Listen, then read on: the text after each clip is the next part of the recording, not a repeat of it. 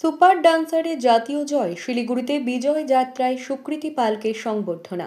মাত্র ৯ বছর বয়সে জাতীয় মঞ্চে শিলিগুড়ির নাম উজ্জ্বল করল হায়দারপাড়ার খুদে নৃত্যশিল্পী সুকৃতি পাল।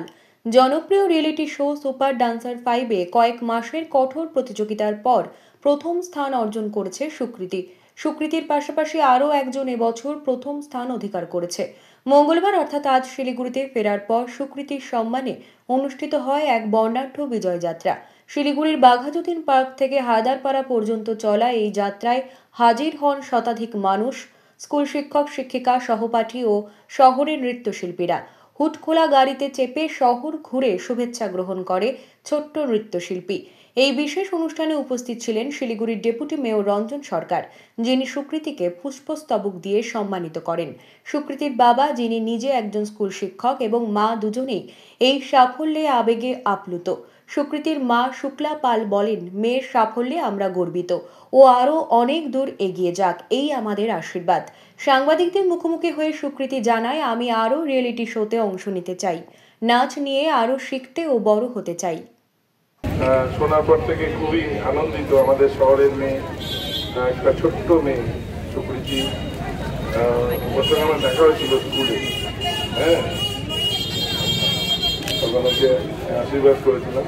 তো এত বড় প্ল্যাটফর্মে, এত বড় বড় জাজেসদের সামনে ও এত বড় একটা পুরস্কার নিয়ে এসছে। ওকে অনেক শুভেচ্ছা, ভালোবাসা, আরও অনেক বড় হবে এই আশীর্বাদ নিয়ে এসছি। অনেক বড় হও, যখন যেভাবে কোনো দরকার হবে আমার কাছে আসবে, সবসময় পাশে। ঠিক আছে, অনেক অনেক শুভেচ্ছা। সবাই আপনারা যারা এসছেন, আপনাদের সবাইকে অনেক অনেক ধন্যবাদ। মেয়েটাকে উৎসাহিত করুন এবং আমাদের শহরে এই ধরনের যারা কৃতি শিল্পী আছেন তাদেরকে বড় হতে সাহায্য করুন। মেয়ের সফলতায় তো খুব খুশি হয়েছি, আরও বেশি খুশি হয়েছি কারণ হচ্ছে ক্লাসিক্যাল ডান্সার হিসাবে একটা ন্যাশনাল ডান্স রিয়েলিটি শোয়ের যে ফার্স্ট ও উইনার হতে পেরেছে, আমাদের ভারতের শাস্ত্রীয় নৃত্যকে যে এতটা ও সম্মান জানাতে পেরেছে, সেটার জন্য আরও বেশি গর্বিত আমি। মেয়েকে নাচ নিয়ে এগিয়ে যাওয়ার স্বপ্ন রাখি, এখন দেখা যাক। তারপরে সামনে এখন যেভাবে দিন আসবে, যেরকম যা স্টেপ আসবে, সেইভাবেই আমরা পদক্ষেপ নিব। স্ট্রাগলটা প্রচুর ছিল, প্রচুর পরিশ্রম করতে হয়েছে।